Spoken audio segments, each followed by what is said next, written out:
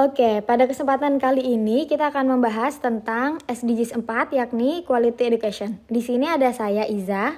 Saya Berlian. Dan saya Cahyani. Topik-topik yang akan kita bahas kali ini ada 8, yakni pengertian Quality Education menurut UNESCO. Yang kedua, pengembangan keterampilan pada abad ke-21. Yang ketiga, dampak lintas sektor dan transformasi digital. Yang keempat, monitoring dan memfasilitasi kolaborasi lintas negara. Yang kelima, monitoring progres untuk mencapai quality education. Yang keenam, langkah-langkah inovatif yang diperlukan untuk membiayai pendidikan. Yang ketujuh, mengapa guru menjadi tulang punggung dalam transformasi pendidikan. Dan yang terakhir adalah memastikan tidak akan ada pelajar yang tertinggal. Dalam hal pendidikan kan pasti banyak banget hal yang dituntut ya untuk menjadi pelajar yang sempurna, untuk mengembangkan hal-hal yang diinginkan dalam dunia pekerjaan. Nah, menurut kalian pada abad ke-21 ini pengembangan keterampilan apa yang harus dikembangkan nih oleh mahasiswa agar hal pendidikan itu terlihat sempurna dan dapat dijalankan? Kalau misalnya di negara sendiri, yaitu negara Indonesia, itu kita baru aja terampilin ada 2 keterampilan, itu interpersonal. Ini memfokuskan ke karakter dan kewarganegaraan. Karena tahulah ya, negara Indonesia kan negara demokrasi dan nasionalis. Jadi kedua poin tersebut sangat penting dalam bidang pendidikan. Selain itu sekolah juga mengubah sistem pendekatan pembelajaran dari teacher centered menjadi student centered. Gitu.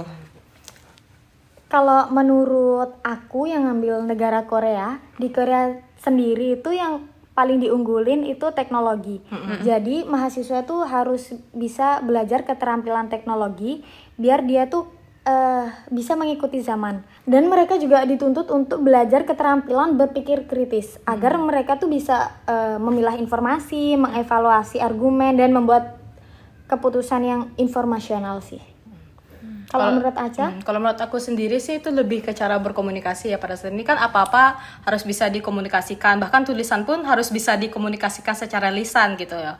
Karena pada saat ini kan apalagi di kurikulum Merdeka itu kan banyak banget project-project tentang bagaimana cara mempresentasikan. Apalagi di kelompok itu kan harus berkomunikasi itu harus ada kan biar proyeknya itu berjalan dengan lancar dan hasilnya dapat diterima dengan masing-masing. Nah, kalau menurut aku berkomunikasi itu sangat penting di keterampilan pada abad ke-21 ini. Nah, begitupun yang seperti kita tahu di Jerman itu kan bahasa itu paling penting ya karena bahasa Jerman itu salah satu bahasa yang paling sulit untuk dipelajari. Bahkan kalau untuk pekerja aja yang imigran itu harus sampai level A1 baru bisa kerja di sana. Nah, begitupun dalam hal pendidikan di Jerman, itu kalau untuk menembus pendidikan di Jerman tuh minimal B1 yaitu intermediate untuk dapat mengembangkan pendidikan di Jerman sana. Poin kedua itu ada dampak lintas sektor. Nah, ini kita sedikit kilas balik aja. Waktu pandemi COVID-19, banyak sekali hambatan yang dialami oleh banyak siswa ketika program pembelajaran jarak jauh atau biasa dikenal daring, di mana infrastruktur di Indonesia itu khususnya internetnya itu belum tersentuh menyeluruh dari bagian Sabang sampai Merauke. Lalu ada kesenjangan dalam distribusi infrastruktur maupun kesenjangan dalam kemampuan digital. Nah, kompetensi guru pun di sini juga dipertanyakan karena ini kan mereka juga baru pertama kali melakukan kegiatan pembelajaran daring, sehingga pada masa itu guru-guru mungkin belum bisa mengajar secara maksimal. Jika dibandingkan dengan sekarang, mungkin sistem pembelajarannya sudah fleksibel khususnya di perguruan tinggi dengan tema Enhancing Digital and Literacy of Teachers in APEC Region. Di sini tuh sempet kayak ada meeting Zoom gitu dengan negara-negara ASEAN di mana kita sebagai negara itu gimana sih cara improvisasi edukasi dalam lintas sektor. Nah, kayak gitu sih. Kalau misalnya pendapat kalian gimana nih dari negara Jerman atau negara Korea? Yuk langsung aja. Kalau aku pribadi, kalau aku lihat di Jerman tuh kan di Jerman banyak banget ya imigrasi atau international student ya. Bahkan di tahun 2019 itu sekitar 11,7% dari seluruh siswa itu ya international student. Kebayangkan kalau lockdown atau corona tuh kebayang dampaknya seperti apa pada saat itu. Nah, kalau pada saat itu tuh semua kasusnya itu kebanyakan sih di lockdown ya, berarti daring itu semua. Jadi kayak semua regulasinya itu kayak berkurang, regulasi perkembangannya, regulasi sosialisasinya pada saat di Jerman itu kurang banget. Jadi sistem pendidikan mereka tuh sedikit menurun ya karena kurangnya persiapan pada saat itu ya, meskipun mereka pada awalnya bersiap untuk daring gitu, tapi ketika dihadapkan secara langsung itu mungkin agak sedikit kewalahan ya, karena itu corona itu benar-benar nggak terduga terjadi, dan kita semua juga nggak, bahkan sebagai siswa juga nggak bakal duga itu bakal selama itu 2 tahunan, itu bakal berdampak besar banget sih. Kalau menurut Iza gimana? Kalau di Korea sendiri untuk akses sih banyak yang udah bisa menggunakan internet. Cuman untuk di daerah pedesaan atau keluarga dengan tingkat pendapatan rendah, mereka tuh masih minim akses. Untuk di Korea tuh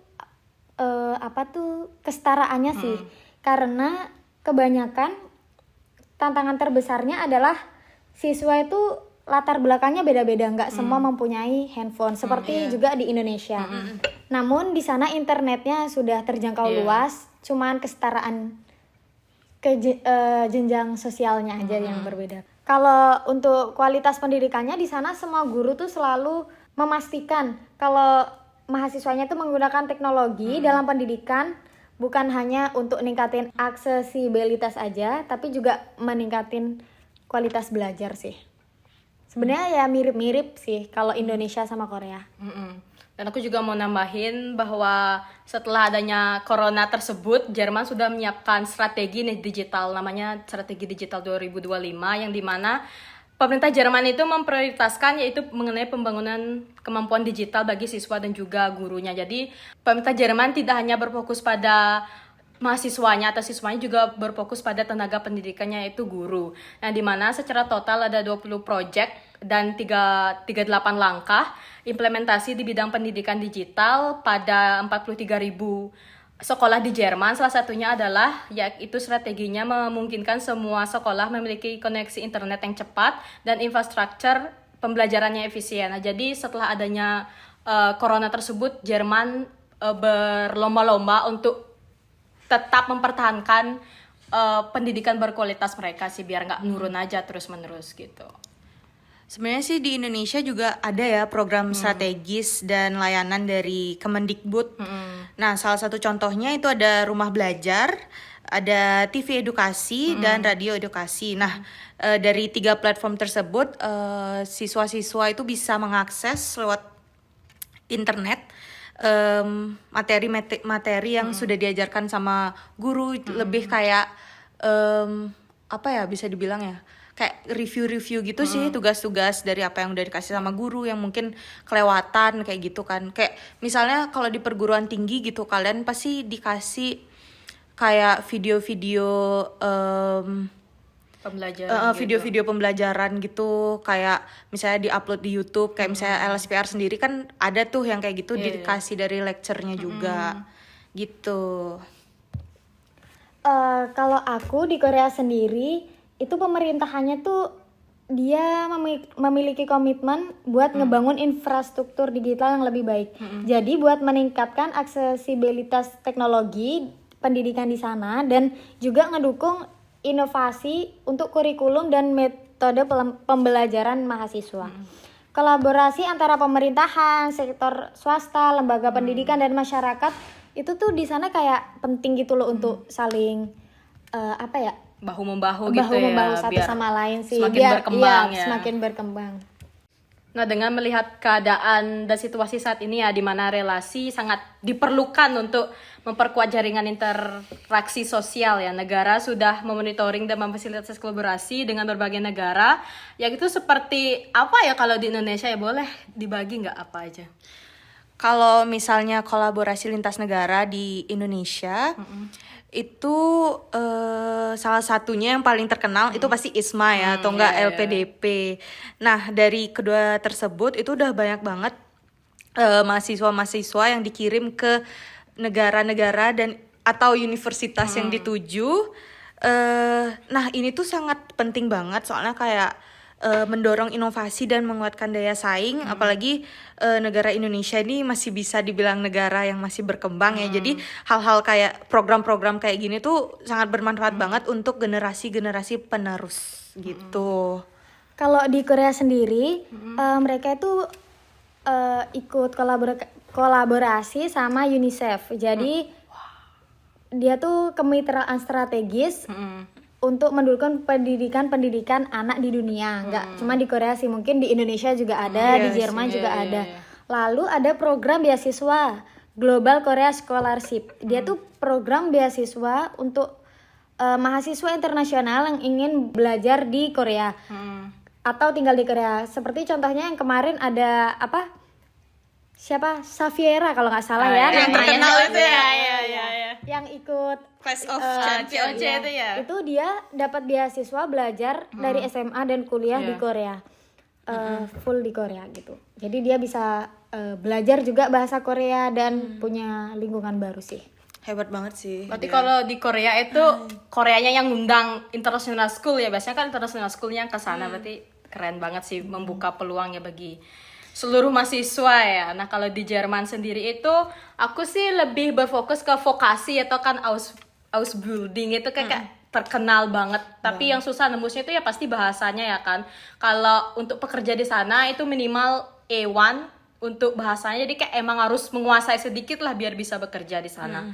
Nah, di Jerman tersebut di Ausbildung itu ada program pendidikan dan pelatihan selama 3 tahun.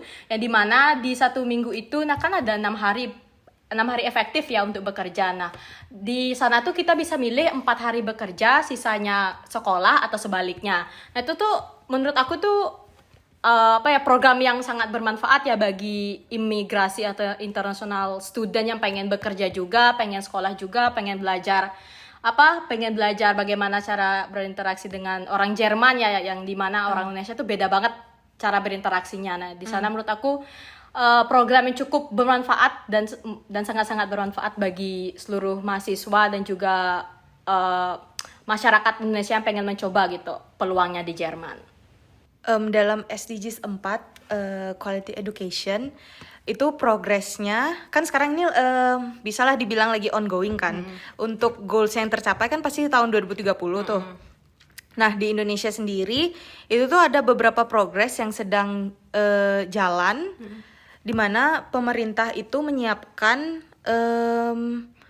di sini ada 3 poin. Itu tuh yang pertama tuh ada anak SMP dan anak SD itu untuk biaya SPP itu sama sekali tidak dipungut biaya. Ini tuh masih progres ya guys. Jadi belum 100% merata di seluruh Sabang sampai Merauke. Jadi kita doain aja di tahun 2030 itu sudah mencapai targetnya. Terus kita juga ada anak perempuan dan anak laki-laki itu memiliki akses pengasuhan sejak dini untuk mempersiapkan ke jenjang pendidikan dasar. Nah, sekarang itu kan lagi zaman banget namanya yang kayak penitipan anak di daycare, dimana kayak di sana itu pengasuh-pengasuhnya itu nggak cuman ngasuh yang ngasih makan terus nidurin anak, tapi juga ngasih beberapa materi-materi kayak yang bisa kita temui di jenjang TK gitu kan, kayak misalnya ya membaca, menulis kayak gitu. Itu tuh sedang dalam progres.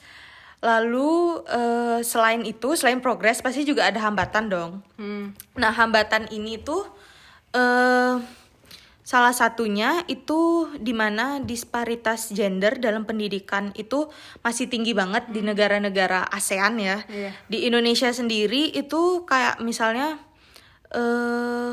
kaum wanita itu masih kayak misalnya mereka pendidikannya tinggi banget, itu kayak masih dikucilin, kayak kenapa sih, ngapain sih sekolah tinggi-tinggi juga nanti ujung-ujungnya jadi ibu kayak gitu. Tanya-tanya terus gitu ya. Kayak gitu, dan kayak bener-bener gak nyaman banget kan buat gender wanita khususnya.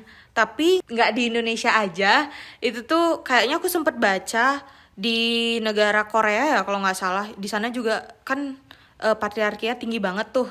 Nah, menurut Iza nih gimana nih kalau di Korea? Kalau menurut aku di Korea emang itu termasuk isu yang kompleks ya. Cuman kalau di masalah pendidikan itu tuh bukan suatu hambatan, karena kalau di Korea tuh modelnya siapa yang pinter ya udah itu siapa yang kepilih, karena dia lebih giniin Kualitas gitu ya. kualitas dan kemampuan.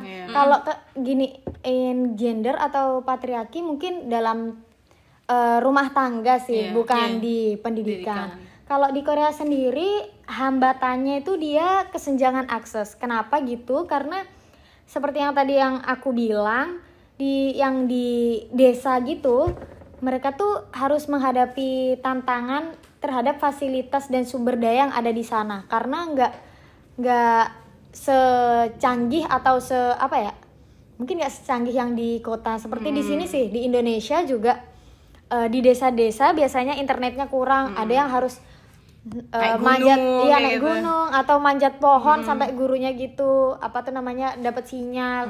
Ada juga yang sekolahnya itu benar-benar nggak layak sih.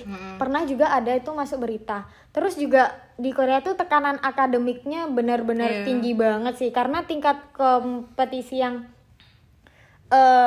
tinggi di sana tuh benar-benar jadi kadang bisa berdampak pembulian gitu loh. Siapa yang nggak pinter tuh bisa kena bully. Jadi mereka tuh berlomba-lomba gimana caranya mereka tuh pinter. Derajatnya biar naik juga ya. Terus untuk kualitas belajarnya di sana itu udah oke sih. Soalnya guru juga sama sih di semua negara, mungkin guru juga memastiin gitu loh gimana merangkul gitu ya semua gimana mahasiswa. udah masuk belum pelajarannya kayak gitu. Udah sih. Kalau di Jerman gimana? Sama sih ya, mungkin kayak peningkatan kualitas guru, fasilitas belajar dan lingkungan yang aman tuh pasti diprioritaskan di setiap sekolah atau universitas atau bidang pendidikan lainnya. Nah, di Jerman itu terdapat adanya GAP atau Global Action Program yang dimana dirancang oleh UNESCO dan dikembangkan di Jerman. Itu terlaksana pada tahun 2015 sampai 2019 dan berhenti di tahun 2020 karena adanya bencana COVID-19, yang dimana GAP itu harus berhenti. Tetapi pada tahun 2021 dikembangkan kembali menjadi ESD, yaitu Education for Sustainable Development, yang dimana program ini secara lebih mendalam dalam struktur pendidikan dan sistem pembelajaran di Jerman. Kalau di GAP di tahun 2015-2019 itu berfokus pada semua bidang pendidikan. Nah, di program baru ini di ESD ini lebih kepada yaitu pelaksanaan pendidikannya, dimulai dari kualitas gurunya dijaga, fasilitas belajarnya ditingkatkan lagi, karena seperti yang aku bilang tadi, kebanyakan di Jerman itu terdapat international student, bahkan sampai 11,7 itu besar banget ya untuk international student ya. Itu sih lebih pada ke pendidikan dan pelaksanaannya lebih dikembangkan kalau di Jerman. Berarti kayak praktikum gitu ya di Jerman ya, benar-benar advokasi gitu. Ya, vokasi gitu vokasi ya, banget. Itu lebih kayak dikembangkan lah ya. Salah satu langkah inovatif untuk membiayai pendidikan secara keseluruhan untuk mencapai SDGs nomor 4 itu Quality Education, yakni dengan pendanaan berbasis hasil. Nah, UNESCO tuh nggak bisa tuh secara langsung memberikan biaya secara keseluruhan dalam bidang pendidikan. UNESCO tuh lebih menekankan jika ada hasil baru dibiayai oleh UNESCO. Nah, dalam Jerman juga pengembangan strategi pendidikan dalam keuangan tergantung pada kesiapan pada masing-masing sekolah. Jika sekolah siap, Jerman siap membiayainya dari UNESCO. Keuangan dalam pendidikan umumnya dilihat sebagai bagian dari pendidikan ekonomi yang berhasil atau tidak. Itu kalau misalkan berhasil akan biayai oleh Jerman yang diambil dari pengembangan UNESCO, yaitu quality education. Nah, menurut kalian itu gimana? Secara lebih lanjutnya itu gimana? Kalau di Korea sendiri ada inovasi untuk sistem pembiayaan pendidikan sih.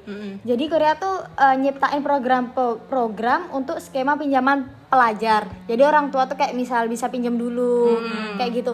Kayak biasanya kalau di film-film tuh apa ya, beli lahan kayak gitu ya, sama sih. Terus di Korea tuh juga pemerintah tuh ngebuat kemitraan sama sektor swasta gitu. Jadi ada kayak program beasiswa bersama atau sponsor dari perusahaan yang besar untuk mengembangkan skill kayak gitu.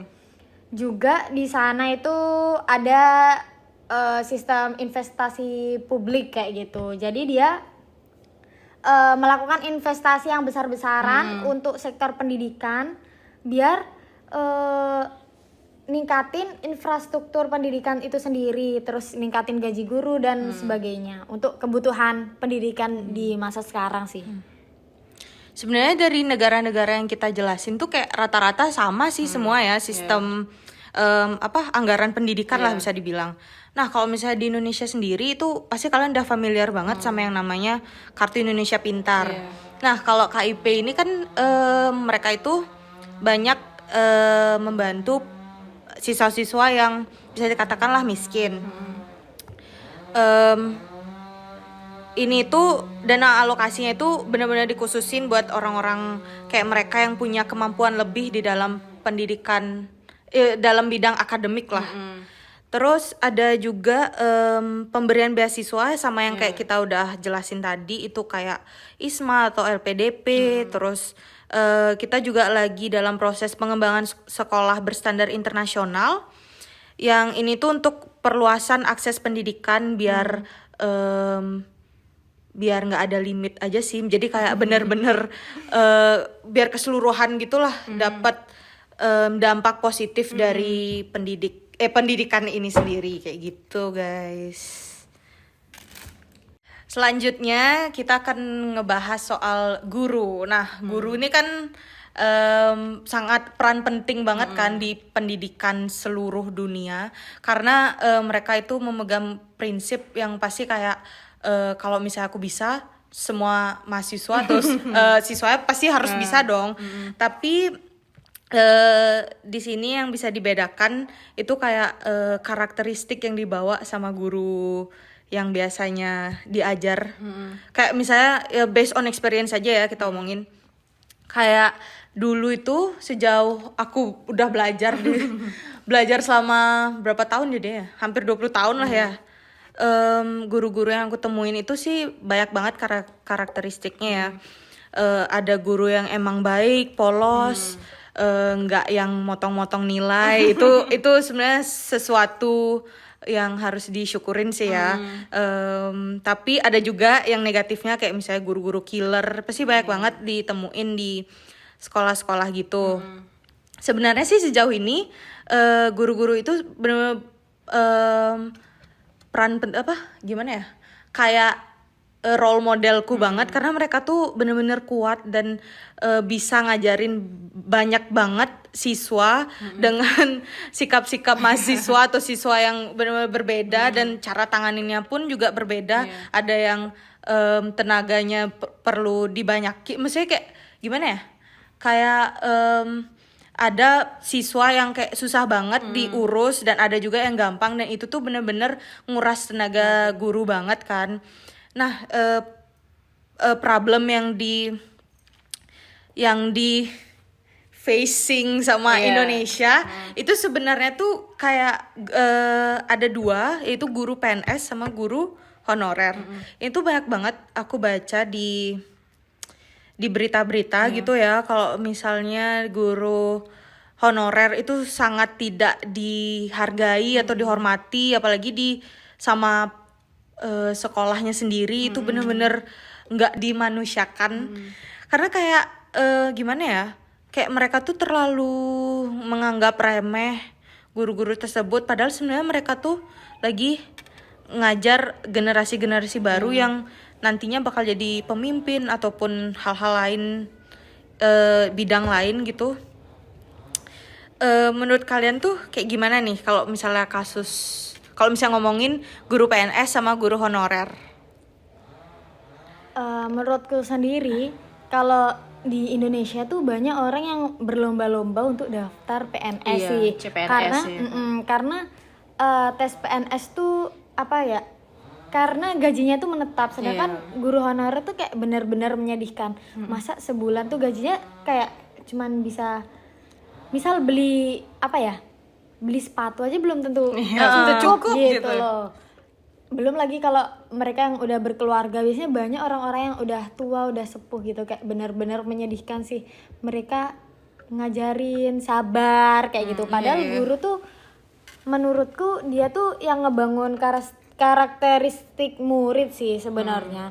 Harusnya mereka tuh diapresiasi. Ya lebih dihargain nggak sih? Diapresiasi. Kalau di Korea sendiri sebenarnya guru beda jauh banget ya kalau sama di Indonesia. Mungkin sebagian guru di Indonesia seperti nggak ada harganya. Kalau di Korea benar-benar dijunjung tinggi karena di Korea tuh kayak benar-benar menghargai, karena tahu guru itu dia tuh kayak kunci keberhasilan kayak gitu untuk mencapai pendidikan yang berkualitas. Jadi guru tuh selalu ada dibuatin kayak apa ya, kumpulan untuk pelatihan dan pengembangan profesi mereka untuk segala apa ya, pelajaran masing-masing.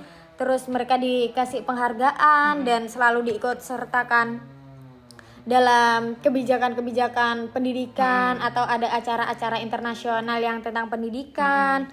Kayak gitu sih. Kalau di Jerman sendiri gimana, Cah? Kalau ngomong-ngomong guru honorer ya, kalau di Jerman tuh nggak ada guru honorer.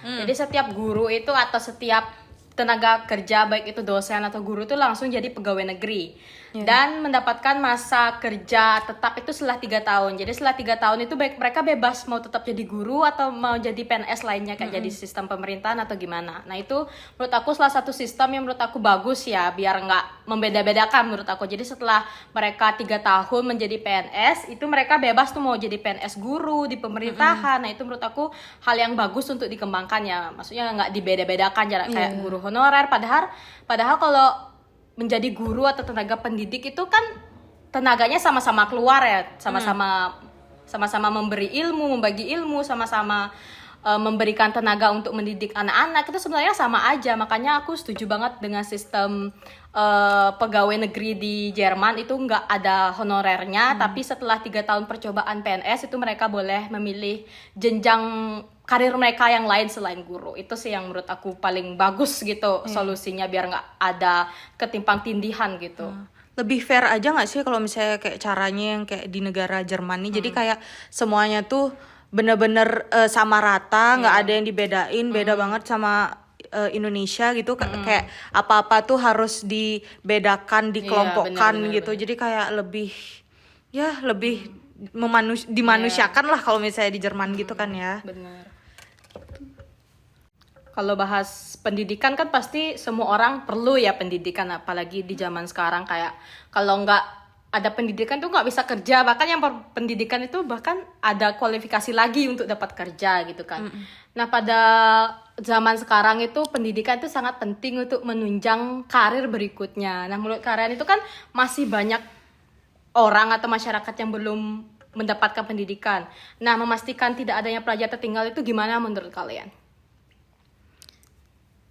Kalau misalnya di negara sendiri, yaitu negara Indonesia, pembangunan infrastruktur pendidikan itu pastinya terus berlanjut dong. Nggak mungkin itu ada namanya henti-hentinya, karena pendidikan itu terus terimprovisasi. Apalagi sekarang tuh zamannya semakin modern, dan pasti perpindahan dari media tradisional ke media apa sih, digital. Itu pasti terus berkembang. Jadi yang dilakukan itu mungkin kayak penguatan kurikulum lokal, serta monitoring dan evaluasi yang berkelanjutan. Jadi yang aku bilang kayak tadi sih, bakal terus berkembang dan memastikan tidak ada yang ketinggalan. Apalagi di daerah-daerah terpencil itu kayak kurang diperhatikan. Mungkin pemerintah itu sekarang memfokuskan ya ke daerah-daerah terpencil yang sulit dijangkau. Jadi benar-benar biar pendidikannya itu lebih merata aja sih, kayak gitu. Kalau di Korea sendiri, balik lagi di Korea tuh benar-benar banyak kesenjangan sosial yang berbeda ya. Iya. Jadi pemerintah itu dia membuat program dukungan untuk keluarga yang pendapatan rendah. Sebenarnya sama aja kayak di Indonesia. Jadi untuk keluarga-keluarga yang dengan pendapatan rendah, Korea tuh pemerintahnya menyediakan gitu loh biaya untuk mereka anak-anak tetap belajar biar gak ketinggalan. Abis itu di Korea juga pemerintahnya selalu meninjau kembali kurikulum mereka apakah ada yang ketinggalan atau gimana. Biar karena kan apa ya? Karena mereka tuh dari latar belakang yang berbeda-beda ya. Ada yang langsung paham, ada yang pahamnya lama kayak gitu. Terus di Korea juga karena di sana teknologinya maju banget, mereka tuh menggunakan teknologi untuk akses pendidikan. Jadi misal daring tetap gampang juga diakses kayak gitu. Misal ada websitenya atau apa yang bisa kita buka sehingga kita tuh nggak ketinggalan pelajaran. Misal kita ada Zoom meeting nih, seperti mungkin di Indonesia juga. Kalau misal kita ketinggalan karena mungkin ada acara, kita bisa ngeakses pelajaran itu lagi gitu. Itu sih. Kalau aku di Jerman sih lebih ke pemerintahnya itu harus dan mewajibkan setiap anak itu sekolah. Di Jerman itu ada 5 tahap pendidikan yang wajib diikuti oleh seluruh warganya, yang dimana kita tahu udah kita bahas tadi bahwa pendidikan di Jerman itu dikuasai oleh kebanyakan international student, yang dimana pasti dong pemerintahnya nggak pengen budaya mereka tergerus. Maka dari itu pemerintah di Jerman itu mewajibkan seluruh masyarakatnya itu wajib sekolah, yaitu dimana dimulai dari pendidikan usia dini, yang dimana anak-anak biasanya mulai dari taman kanak-kanak pada usia 3 atau 4 tahun yang berfokus pada sosialisasi dan pembelajaran awal. Nah, dimana penekanan ini itu pada budaya mereka. Dengan adanya banyak international student itu pemerintah Jerman tuh sadar banget bahwa tergerusnya budaya itu pasti akan ada. Maka dari itu pemerintah Jerman itu mewajibkan anak-anak usia 3-4 itu mempelajari budaya mereka, bagaimana cara bersosialisasi. Selanjutnya pada pendidikan sekolah dasar yang dimulai tahap wajib sekolah. Nah, ini kalau misalkan dulu TK, kalau di Indonesia itu kan TK atau enggak PAUD itu kan wajib nggak wajib ya. Tapi kalau di Jerman itu dari TK sampai SD itu wajib diikuti. Yang dimana dari SD itu adanya pembantuan akan adanya pendidikan formal. Kalau di TK sama sih kalau di Indonesia sama Jerman ya. Kalau TK itu kan pastinya masih main-main ya. Nah, di SD itu udah tahap formal. Sama juga di Jerman juga gitu, di taman kanak-kanak itu masih tahap adaptasi, dan di SD baru pendidikan formal itu dimulai. Dan selanjutnya yaitu pendidikan menengah atau SMP, yaitu dibagi menjadi adanya tujuan untuk mahasiswa lanjutan atau mahasiswa tidak lanjut. Nah, mahasiswa tidak lanjut itu lebih ke orang-orang yang mau bekerja atau tidak, dan orang-orang yang berfokus pada pendidikan. Selanjutnya yaitu pendidikan tingkat tinggi, yaitu dimulainya adanya penawaran gelar dan kualifikasi kejuruan. Nah, ini kayak vokasi ya, di SMA tuh kayak SMK mungkin ya, adanya training segala macam. Nah, di Jerman itu juga ada. Dan terakhir itu ada pendidikan berkelanjutan, yaitu mengenai untuk pengembangan keterampilan dan pembelajaran seumur hidup. Nah, seumur hidup tuh maksudnya kayak kita bekerja ya, kayak Ausbildung lah, kita bisa kerja sekaligus belajar. Itu sih pendidikan yang menurut aku, sistem pendidikan yang nggak akan ditinggalkan oleh zaman. Iya, gitu ditinggalkan oleh zaman gitu, akan terus berlanjut sampai kapanpun sih. Itu sih. Dan juga menurut aku secara pribadi itu memastikan tidak ada pelajaran tertinggal itu lebih ke pendukungan orang tua dan guru ya, sebagai pelaku dalam mempertahankan pembelajaran. Di sekolah kita didukung oleh guru, dan di rumah itu didukung oleh orang tua menurut aku gitu, biar nggak putus sekolah gitu, biar ada semangatnya. Nah, gimana nih, kita udah bahas banyak banget, ngupas segala dari sudut pembelajaran pendidikan itu kita udah kupas banyak banget. Nah, kita sebagai mahasiswa itu masih dalam proses belajar ya, apalagi masih semester awal, ini kayak masih terguncang gitu jiwanya, berfokus pada banyak pembelajaran. Nah, menurut kalian ini gimana? Udah tergugah belum? Kayak kita warga Indonesia tuh tadi udah bahas Jerman, Korea dan segala macam tuh udah tergugah belum untuk lanjut ke luar negeri, mungkin ikut ISMA itu biar program pendidikan Indonesia tuh jalan. Kalian gimana? udah puas belum? Atau kita bahas lainnya nanti di next episode mungkin gimana? Dari aku pribadi sih bener-bener program-program yang dari negara Jerman, Korea, Indonesia tuh sangat bener-bener menggugah banget. Kayak pengen banget rasain gimana sih pendidikan di luar negeri. Apalagi Jerman dan Korea tuh kayak bener-bener terkenal banget kan sama sistem pendidikan yang benar-benar luar biasa kayak gitu kan. Pasti siapa sih yang nggak mau kayak gitu. Tapi untuk sekarang sih mungkin lebih ke jalanin aja dulu pendidikan yang lagi dijalanin, apalagi sekarang masih kuliah kan, masih semester awal kayak yang Aca tadi bilang. Jadi mungkin study path-nya mungkin nanti ya suatu saat gitu. Pengen sih ngikut LPDP atau ISMA kayak gitu. Kalau menurut aku tuh Jerman sama Korea bagus banget, itu bisa dijadikan contoh sih untuk Indonesia. Mungkin karena yang tadi dibilang guru honorer dan PNS tuh dibedakan, harusnya nggak kayak gitu. Bisa mencontoh Jerman mungkin. Agar Indonesia nih warganya juga maju ya, karena untuk sekarang nih Indonesia juga meningkati masuk ke dalam beberapa peringkat yang kayak bad attitude lah termasuk ya. Mungkin itu bisa jadi upaya buat pemerintahan, buat kita tuh harus ningkatin pendidikan semua masyarakat Indonesia biar mereka tuh juga wawasannya luas, habis itu mendorong mereka lah ya tuh attitude-nya juga bagus dan lain sebagainya. Pasti kalau untuk ke luar negeri sendiri pasti pingin sih. Cuman ya kayak saingannya berat, say. Udah jadi cita-cita semua warga sipil kayak pengen keluar negeri ya semuanya. Kalau warga sipil tuh cita-citanya bukan pendidikan aja ya, mereka kayaknya pengen pindah ke luar negeri. Mungkin bisa ya, kita bisa buat program kayak gitu mungkin biar berkembang gitu Indonesia, biar ada di jajaran atas gitu barang-barang. Amin. Iya, barang negara-negara yang berkembang dengan baik gitu di negaranya masing-masing. Negara maju itu ya. Iya, benar, negara maju. Iya. Soalnya Indonesia tuh berkembang tapi Di situ aja. gitu. Berkembang dikit gitu. Sedikit jadi bukit. Iya, Apa itu? benar. Kalau bukit uang nggak masalah ya, guys. Ini bukit apa? Bukit cinta. Nah, itu juga kalau ngomongin tentang cinta tuh orang Indonesia banyak nikah modal cinta. Mereka tuh kayak Aduh, nggak penutup. mikirin pendidikan anak. Iya, benar, kayak benar, gitu. benar. Harusnya mereka tuh juga banyak mikirin pendidikan anak sih untuk memulai suatu komitmen Generasi untuk yang bagus menikah ya gitu ya. Kadang mereka tuh kebanyakan untuk, apalagi untuk warga yang mungkin tinggalnya di desa tuh, kayak misal lulus SMA harus menikah kayak gitu. Itu sih jadi membuat mereka tuh kurang melek akan pendidikan juga. Dan mereka juga nggak terlalu mikirin pendidikan anak jadinya. Kayak yang yaudah yang penting anak sekolah habis lulus SMA kan juga nikah kayak gitu. Tapi nih ya, dengan adanya series Ruang Guru itu kayaknya banyak banget deh orang-orang tua baru, Gen Z apalagi yang kayak bener-bener pengen anaknya tuh pinter. Jadi kayak itu tuh sesuatu perubahan ya untuk generasi kita. Semoga kedepannya jauh lebih baik dan lebih berpendidikan dan melahirkan anak-anak bangsa yang ya berkualitas tinggi lah kayak gitu. Benar.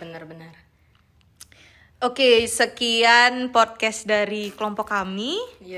Kami ucapkan terima kasih. Kurang lebihnya maaf ya, karena kita juga baru pertama kali podcast ini kebetulan. Tapi jadi ini kita masih udah agak seru banget ya, kita udah bagi-bagi Mengupas ilmu. tuntas. Iya, kayak seru banget sih. Mungkin sekian, kalau ada salah kata dan ya mungkin kalau kita nyandet atau agak nyeleweng bergetar sedikit gitu ya. maafin ya. Iya. Kalau nggak maafin dosa loh. Udah. Oke, kita tutup. Terima kasih. Terima kasih.